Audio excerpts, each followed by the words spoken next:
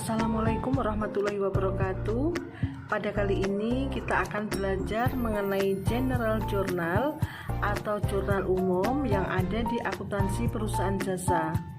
Di sini kita akan latihan soal dengan contoh soal sebagai berikut. Perusahaan jasa cleaning service yang dibuka dan dimiliki oleh Tuan Sentosa pada bulan Juni 2021 melakukan transaksi-transaksi sebagai berikut.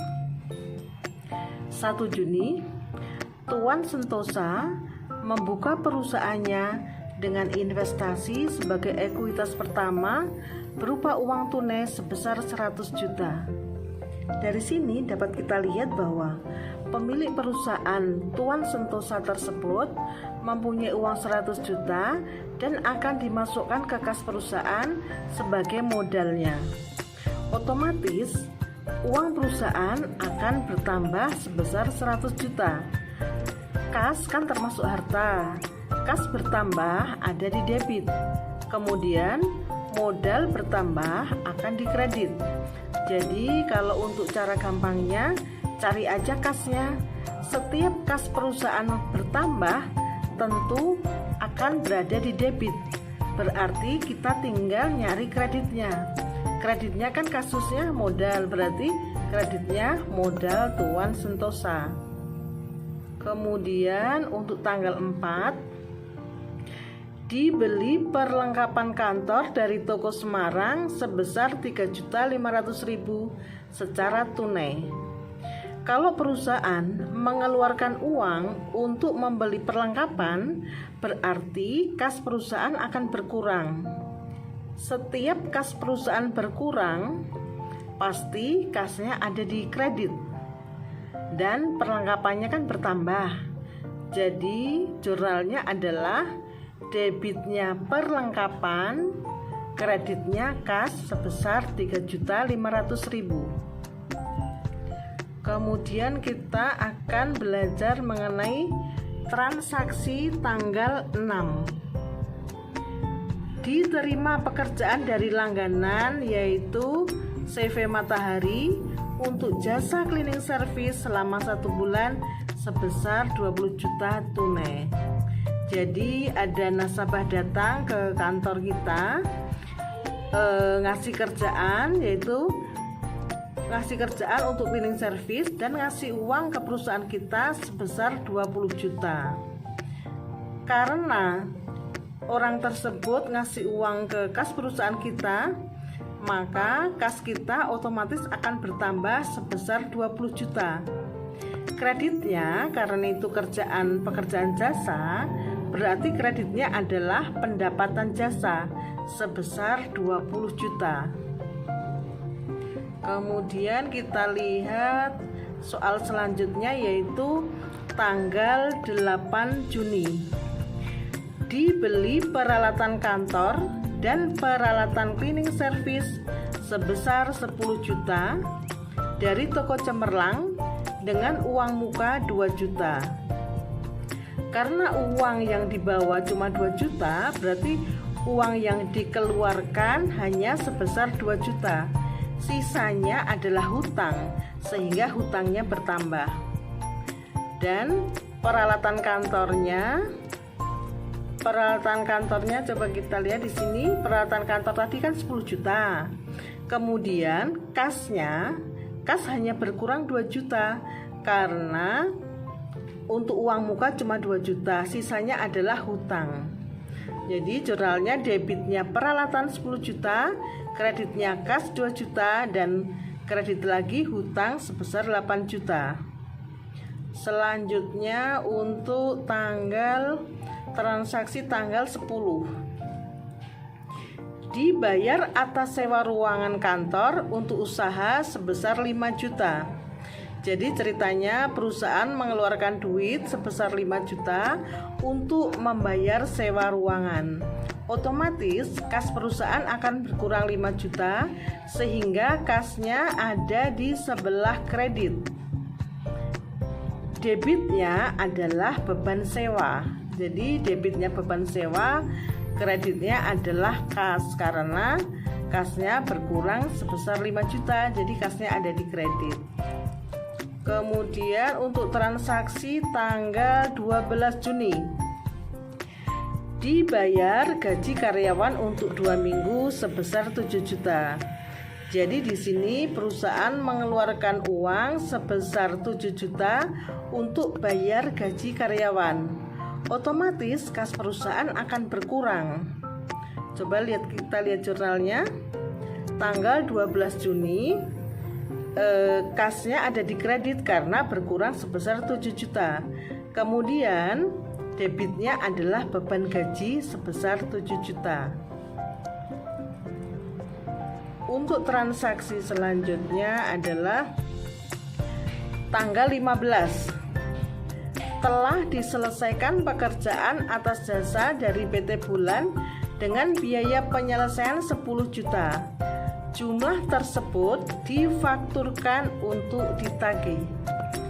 Coba perhatikan di sini ada kata-kata jumlah tersebut difakturkan.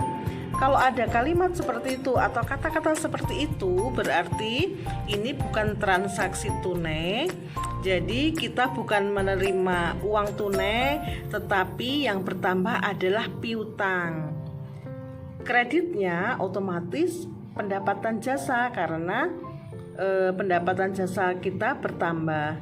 Jadi tanggal 15 itu debitnya adalah piutang, kreditnya pendapatan jasa.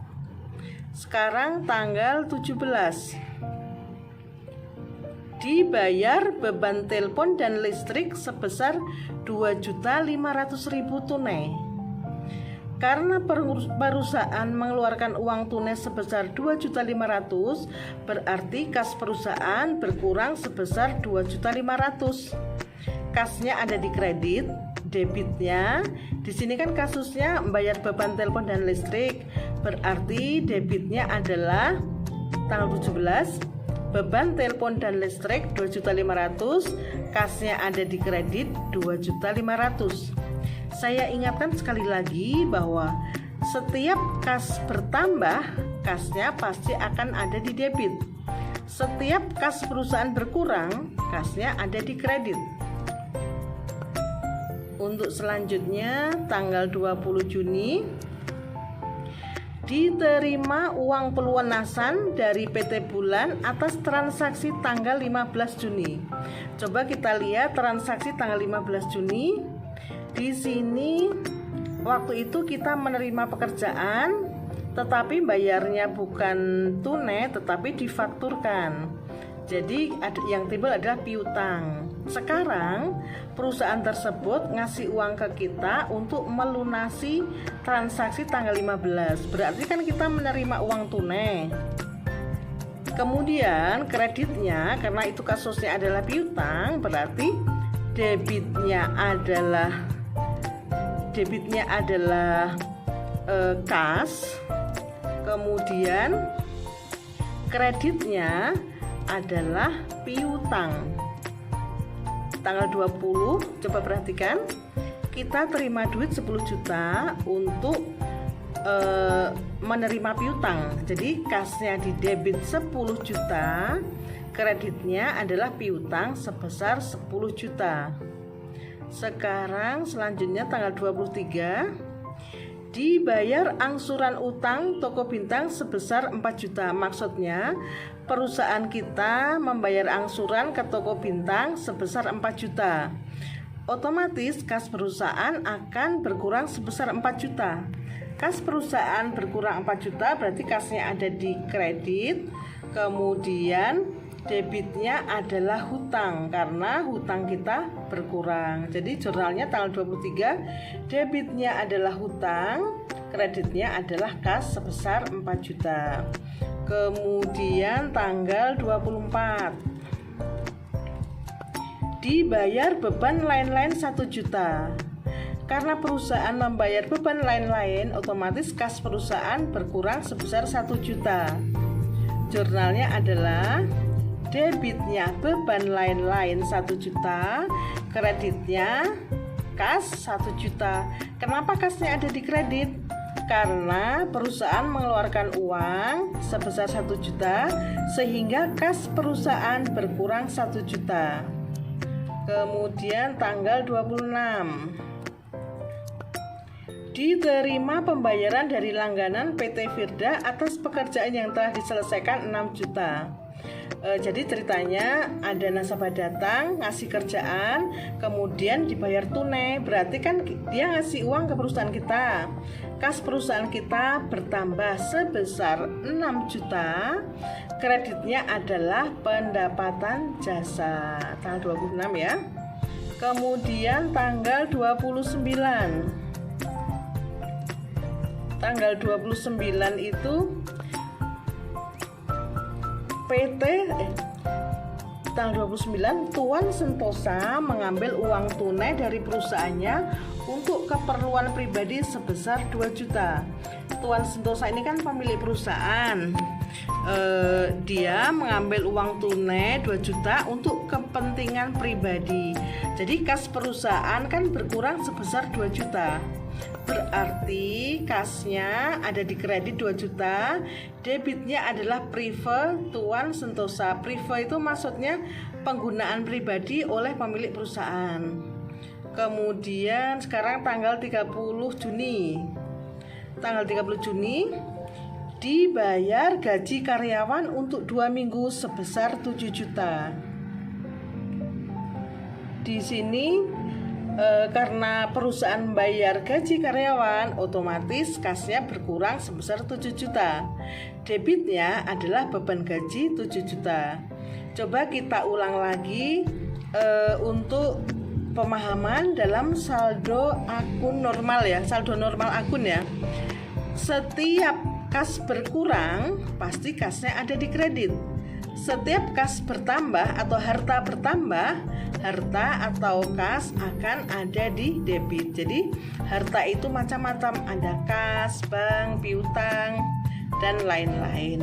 Itu aja pertemuan kali ini, mudah-mudahan jadi lebih paham. Terima kasih. Assalamualaikum.